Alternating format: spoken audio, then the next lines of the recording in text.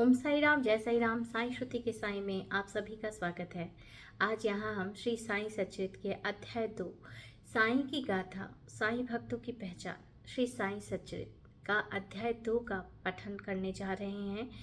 यह जो चैनल है, इसके माध्यम से हम श्री साई गुरु जी की साक्षात अनुभूति और जो भी मेरे जीवन में बाबा के चमत्कार और लीला हुए हैं, तो वो सारे साई भक्तों तक पहुँचाना इस चैनल का काम है। और साथ ही साथ हर एक व्यक्ति को भक्ति से जोड़ना, जिसके लिए मन और सुकून की शांति अत्यंत महत्वपूर्ण है, यह करना इस चैनल का उद्देश्य है। तो कृपया, अगर आपको भी ऐसा लगता है कि आपके जीवन में सुख और शांति चाहिए, मन का सुकून चाहिए, तो कृपया आप इस चैनल को सब्सक्राइब कीजिए। यहाँ पे हम अध्याय 2 श्री साई सच्चित का अध्ययन कर रहे हैं।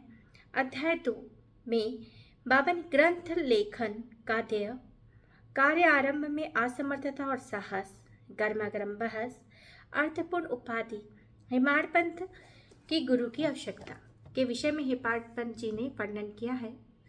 गत अध्याय में ग्रंथकार ने अपने मौलिक ग्रंथ श्री साई सच्चरित्र में उन कारणों पर प्रकाश डाला था जिनके द्वारा उन्हें ग्रंथ रचना के कार्य को आरंभ करने की प्रेरणा मिली। अब वे ग्रंथ पठन के योग्य अधिकारियों तथा अन्य विषयों का इस अध्याय में विवेचन करते हैं। जैसा कि हम सभी जानते हैं कि हमारे जो साई गुरु जी हैं, उनकी प्रेरणा के बगैर किसी भी व्यक्ति का इतना साहस हो ही नहीं सकता कि वो उनकी गाथा लिख सके।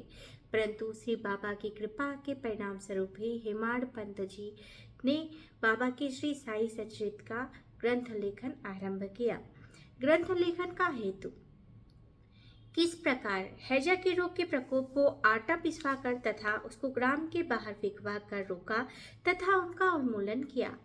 बाबा की इस लीला का प्रथम अध्याय में वर्णन किया जा चुका है। मैंने और भी लीलाएं सुनी जिनसे मेरे हृदय को अति आनंद हुआ और यही आनंद का स्रोत काव्य रूप में प्रकट हुआ।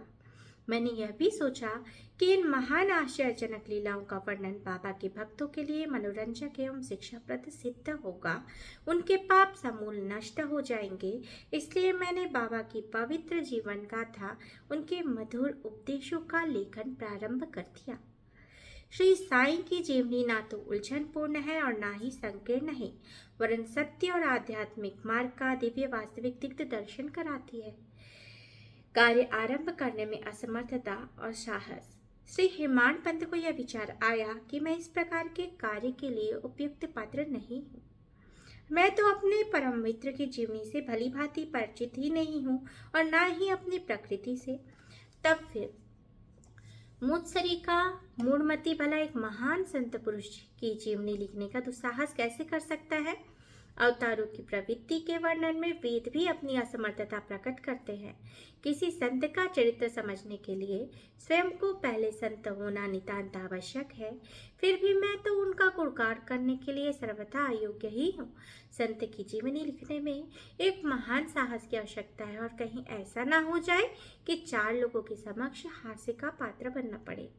इसलिए श्री साईं बाबा की कृपा प्राप्त करने के लिए मैं ईश्वर से प्रार्थना करने लगा। यह सब प्रार्थना कौन कर रहे हैं? हेमाड पंत जी।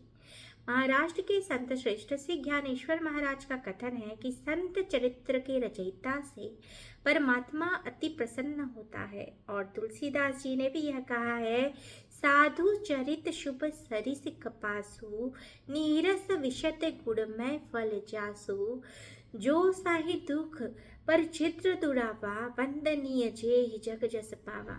भक्तों को भी संतों की सेवा करने की इच्छा बनी रहती है।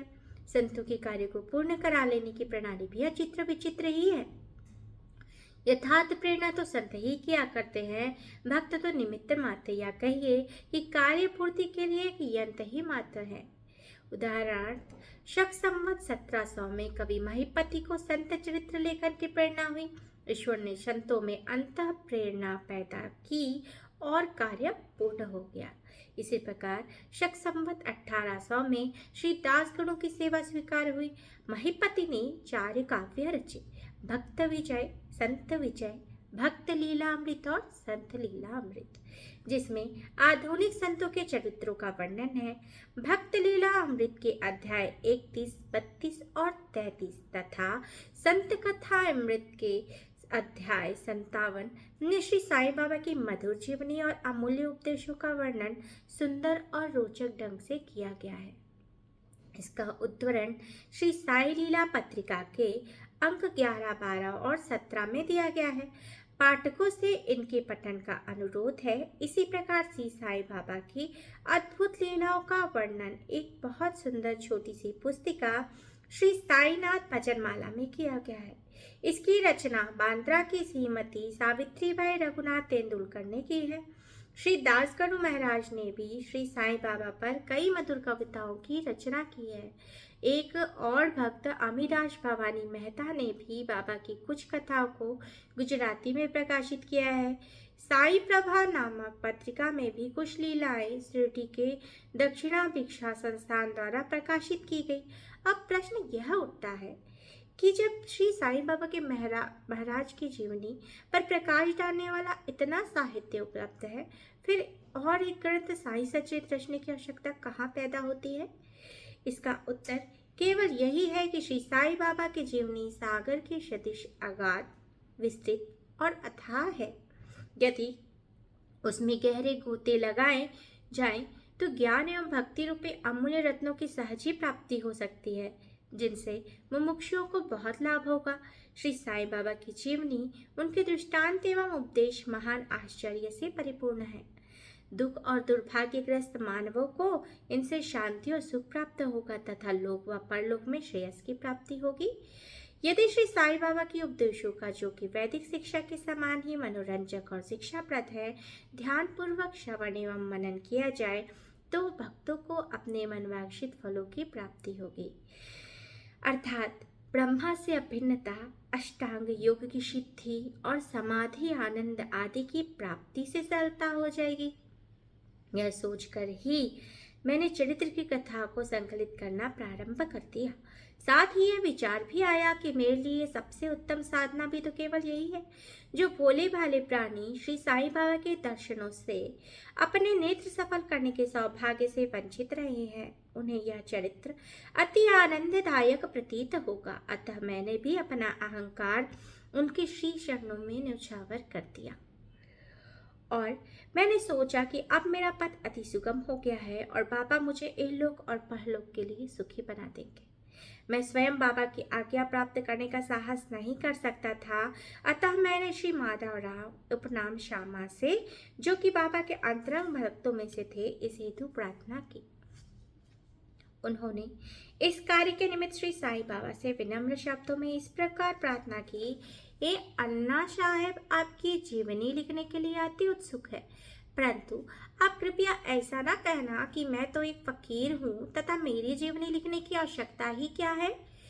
आपकी केवल कृपा और अनुमति से ही ये लिख पाएंगे, अथवा आपके श्री चरणों का पुण्य प्रताप ही इस कार्य को सफल बना देगा। आपकी अनुमति तथा आशीर्वाद के अभाव में कोई भी कार्य यशस्वी नहीं हो सकता। यह प्रार्थना सुनकर बाबा को दया आ गई। उन्होंने आश्वासन और उदी देकर अपना वरद हस्त मेरे मस्तक पर रखकर कहा, कहने लगे कि इन्हें जीवनी और दृष्टांतों को एकत्रित कर लिपिबद्ध करने दो, मैं इनकी सहायता करूंगा और मैं स्वयं ही अपनी जीवनी लिखकर भक्तों की इच्छा पूर्ण करूंगा, परंतु इनको अपना अहम त्याग कर मेरी शरण में आना चाहिए। जो अपने जीवन में इस प्रकार का आचरण करता है उसकी मैं अत्यधिक सहायता करता हूँ। मेरी जीवन कथाओं की बात तो सहज है, मैं तो इन्हें घर बैठे अनेकों प्रकार की सहायता पहुँचाता हूँ। जब इनका अहम पूर्णतः नष्ट हो जाएगा और खोजने पर लेश मात्र भी ना मिलेगा, तब मैं इनके अंतःकरण में प्रकट होकर स्वयं ही अपनी जीवनी लिखूंगा। मेरे चरित्र और उपदेशों के श्रवण मात्र से ही भक्तों के हृदय में श्रद्धा जागृत होकर सफलतापूर्वक आत्मानुभूति एवं परमानंद की प्राप्ति हो जाएगी। ग्रंथ में अपने मत का प्रतिपादन, दूसरों का खंडन तथा अन्य किसी विषय के पक्ष या विपक्ष में व्यर्थ के वाद विवाद की कुचेष्टा नहीं होनी चाहिए। अर्थपूर्ण उपाधि हेमाडपंत। देखिए, पहले के पैराग्राफ में जो हमने पढ़ा है उसमें हम जो जीवन में जो भी करते हैं तो वो सिर्फ बाबा की मर्जी होती है, बाबा की पहले से ही प्लानिंग होती है। उसी प्रकार हेमाड़ पंत जी के मन में जो भाव आए श्री साई सच्चिदानंद की कथा लिखने की, तो ये जो भाव है, ये जो प्रेरणा है, श्री साईं बाबा द्वारा ही दी गई थी। अर्थपूर्ण उपाधि हेमाड़ पंत। वाद विवाद शब्द से हमको स्मरण हो आया कि मैंने पाठकों को वचन दिया है कि हेमाड़ पंत उपाधि किस प्रकार प्राप्त हुई, इसका वर्णन करूंगा और अब मैं उसका वर्णन करता हूँ। ये हेमाड़ पंत जी बता रहे हैं, जब बाबा ने उनको उनका नाम हेमाड़ पंत नहीं था, लेकिन उनको उपाधि स्वरूप हेमाड़ पंत बताया, तो क्यों बाबा ने उन्हें हेमाड़ पंत कहा था, उसका जवाब मिल रहा है।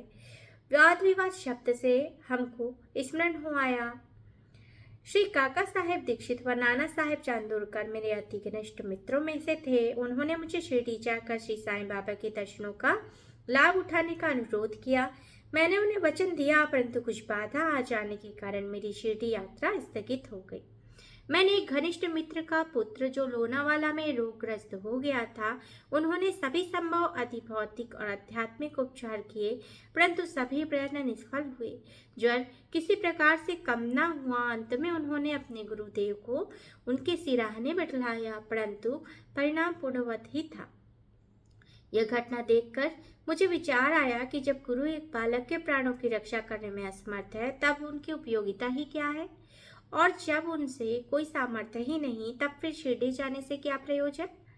ऐसा सोचकर मैंने यात्रा स्थगित कर दी, परंतु जो होना है वह तो होकर ही रहेगा, और वह इस प्रकार हुआ। प्रांताधिकारी नाना साहेब चंदोरकर बसई के दौरे पर जा रहे थे। वे ठाणा से दादर पहुंचे और बसई जाने वाली गाड़ी की प्रतीक्षा कर रहे थे। उसी समय बांद्रा लोकल आ पहुंची, जिसमें बैठकर वे बांद्रा पहुंचे तथा शिरडी यात्रा स्थगित करने के लिए मुझे आड़े हाथों ले लिया। नाना साहेब का तर्क मुझे उचित और सुखदायी प्रतीत हुआ। इसके फलस्वरूप मैंने उसी रात्रि शिरडी जाने का निश्चय किया। सामान बांधकर शिरडी को प्रस्थान कर दिया। मैंने दादर जाकर वहां से मनमाड की गाड़ी पकड़ने का कार्यक्रम बनाया। इस निश्चय के अनुसार मैंने दादर जाने वाली गाड़ी के डिब्बे में प्रवेश किया। गाड़ी छूटने ही वाली थी कि इतने में एक यवन मेरे डिब्बे में आया और मेरा सामान देखकर मुझसे मेरा गंतव्य स्थान पूछने लगा। मैंने अपना कार्यक्रम उसे बतला दिया। उसने मुझसे कहा कि मनमाड की गाड़ी दादर पर खड़ी नहीं होती, इसलिए सीधे बोरी बंदर से होकर जाओ। यदि यह साधारण सी घटना घटित ना हुई होती तो मैं अपने कार्यक्रम के अनुसार दूसरे दिन शिरडी ना पहुंच सकने के कारण अनेक प्रकार की शंका और कुशंका से घिर जाता, परंतु ऐसा घटना न था। भाग्य ने साथ दिया और दूसरे दिन 9-10 बजे के पूर्व ही मैं शिरडी पहुंच गया। यह सन 1910 की बात है। तब प्रवासी भक्तों के ठहरने के लिए साठीवाड़ा ही एकमात्र स्थान था और तांगे से उतरने पर साईं बाबा के दर्शन के लिए बड़ा लालायित था। उसी प्रकार भक्त प्रवर्षी तात्या साहेब नूलकर मस्जिद से लौट ही रहे थे कि उन्होंने बतलाया कि इस समय साईं बाबा मस्जिद के मोड़ पर ही हैं और अभी केवल उनका प्रारंभिक दर्शन ही कर लो और फिर स्नान आदि से निवृत्त होने के पश्चात सुविधा के अनुसार भेंट करते जाना। यह सुनते ही मैं दौड़कर गया, बाबा की चरण वंदना की। कितने सौभाग्यशाली हैं वे लोग जिनको बाबा की चरण वंदना जब बाबा सशरीर रूप में थे तब करने को मिली। मेरी प्रसन्नता का पारवार न रहा। मुझे क्या नहीं मिल गया था। मेरा शरीर प्रफुल्लित सा हो गया। क्षुधा तृषा सुधी जाती रही। जिस क्षण से उनके भाव विनाशक चरणों का स्पर्श प्राप्त हुआ, मेरे जीवन में एक नूतन आनंद प्रवाह बहने लगा। मैं उनका सदैव के लिए ऋणी हो गया। उनका यह उपकार मैं कभी भूल ना सकूंगा। मैं सदा उनका स्मरण कर उन्हें मानसिक प्रणाम किया करता हूँ। जैसा कि मेरे अनुभव में आया कि साईं के दर्शन में ही यह विशेषता है कि विचार परिवर्तन तथा पिछले कर्मों का प्रभाव शीघ्र मंद पड़ने लगता है और शनय शनय अनासक्ति और सांसारिक भोगों से वैराग्य बढ़ता जाता है। केवल गत जन्मों के अनेक शुभ संस्कार एकत्रित होने पर ही ऐसा दर्शन प्राप्त होना सुलभ हो सकता है। पाठकों, मैं आपसे शपथ पूर्वक कहता हूँ कि यदि आप श्री साईं बाबा को एक दृष्टि भर देख लेंगे तो आपको संपूर्ण विश्व ही साईं में दिखाई पड़ने लगेगा। ऐसे हैं हमारे साईं। कैसे साईं बाबा ने हेमाड पंथ को अपनी जीवनी के लिए अपने लिए आकर्षित किया, इस चीज़ के विषय में इसमें बताया गया है। गर्मा गर्म बहस।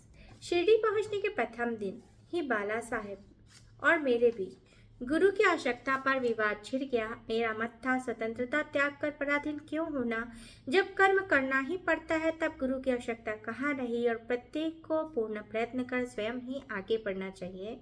गुरु शिष्य के लिए करता ही क्या है, वह तो सुख की निद्रा का आनंद लेता है। इस प्रकार मैंने स्वतंत्रता का पक्ष लिया और बाला साहेब ने प्रारब्ध का। उन्होंने कहा कि जो विधि लिखित है वह घटित होकर रहेगा। उसमें उच्च कोटि के महापुरुष भी असफल हो गए। कहावत है ना, मेरे मन कछु और है, विधाता की कछु और। फिर परामर्श युक्त शब्दों में बोले, भाई साहब, यह निर्विद्यता छोड़ दो, यह अहंकार तुम्हारी कुछ भी सहायता न कर सकेगा। इस प्रकार दोनों पक्षों के खंडन मंडन में लगभग 1 घंटा व्यतीत हो गया। सदैव की भांति कोई निष्कर्ष ना निकल सका, इसलिए तंग और विवश होकर विवाद स्थगित करना पड़ा।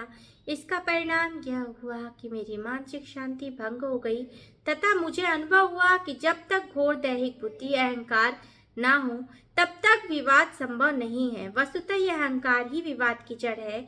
जब अन्य लोगों के साथ में मस्जिद गया तब बाबा ने काका साहेब को संबोधित कर प्रश्न किया, साठेवाड़े में क्या चल रहा था, किस विषय में विवाद था। फिर मेरी ओर दृष्टिपात कर बोले, इन हेमाड पंत ने क्या कहा। फिर ये शब्द सुनकर मुझे अधिक अचंभा हुआ। साठेवाड़ा और मस्जिद में पर्याप्त अंतर था। सर्वज्ञ और अंतर्यामी हुए बिना बाबा को विवाद का ज्ञान कैसे हो सकता था। मैं सोचने लगा, बाबा हेमाड पंत के नाम से मुझे क्यों संबोधित करते हैं। ये शब्द तो हेमाद्री पंत का अपभ्रंश है। हेमाद्री पंत देवगिरी के यादव राजवंशी महाराजा महादेव रामदेव के विख्यात मंत्री थे। वे उच्च कोटि के विद्वान, उत्तम प्रकृति के चतुर्वर्ग चिंतामणि, जिनमें की आध्यात्मिक विषयों का विवेचन है, और राज प्रशस्ति जैसे उत्तम काव्यों के रचयिता थे। उन्होंने ही हिसाब किताब रखने की नवीन प्रणाली का आविष्कार किया था, बही खाते की पद्धति को जन्म दिया और कहा, मैं इसके विपरीत एक अज्ञानी, मूर्ख और मंदमती हूँ। अतः मेरे समझ में यह नहीं आ रहा है कि मुझे विशेष उपाधि से विभूषित करने का तात्पर्य है। गहन विचार करने पर मैं इस निष्कर्ष पे पहुंचा, कहीं मेरे अहंकार को चूर्ण करने के लिए ही तो बाबा ने इस अस्त्र का प्रयोग नहीं किया, ताकि मैं भविष्य में सदैव के लिए निराभिमानी एवं विनम्र हो जाऊं। यह कहीं मेरे वाक चातुर्य की उपलब्धि में मेरी प्रशंसा तो नहीं है। भविष्य पर दृष्टिपात करने से प्रतीत होता है बाबा के द्वारा हेमाड पंत की उपाधि से विभूषित करना कितना अंतपूर्ण और भविष्य गोचर था। सर्वविदित है कि कालांतर में दाभोलकर ने श्री साईं संस्थान का प्रबंध कितने सुचारू और विद्वतापूर्ण तरीके से किया। हिसाब किताब आदि कितने उत्तम प्रकार से रखे, साथ ही साथ महाकाव्य साई सचेत रखने की रचना भी की। इस ग्रंथ में महत्वपूर्ण आध्यात्मिक विषयों पर जैसे ज्ञान, भक्ति, वैराग्य, शरणागति और आत्मनिवेदन आदि का समावेश है। गुरु की आवश्यकता, इस विषय पे बाबा ने क्या उत्कर प्रकट किए। इस हेमाड पंत द्वारा लिखित कोई लेख और स्मृति पत्र प्राप्त नहीं है, परंतु काका साहेब दीक्षित ने इस विषय पर उनके लेख प्रकाशित किए हैं। बाबा से भेंट करने के दूसरे दिन हेमाड पंत और काका साहेब ने मस्जिद जाकर घर लौटने की अनुमति मांगी।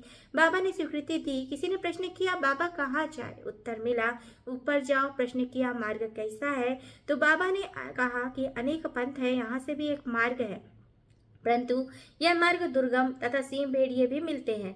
काका साहेब बोलते हैं कि यदि पथ प्रदर्शक साथ हो तो बाबा कहते हैं तब तो कोई कष्ट ना होगा। पथ प्रदर्शक ही तुम्हारी सिंह भेड़ी कंदक से रक्षा करेगा, तुम्हें सीधे निर्दिष्ट स्थान पर पहुंचा देगा, परंतु उसके अभाव में जंगल में मार्ग भूलने, गड्ढे पे गिर जाने की संभावना है। ता बोलकर भी उपयुक्त प्रसंग के अवसर पर वह उपस्थित थे। उन्होंने सोचा कि जो कुछ भी बाबा कह रहे हैं वह गुरु की आवश्यकता क्यों है, इस प्रश्न का उत्तर है। उन्होंने सदा के लिए मन में यह गांठ बांध ली, अब किसी विषय पर वाद विवाद नहीं करेंगे। स्वतंत्र या परतंत्र व्यक्ति आध्यात्मिक विषयों के लिए कैसा सिद्ध होगा, प्रत्युत इसके विपरीत यथार्थ में परमार्थ लाभ केवल गुरु के उपदेश पालन में ही निहित है।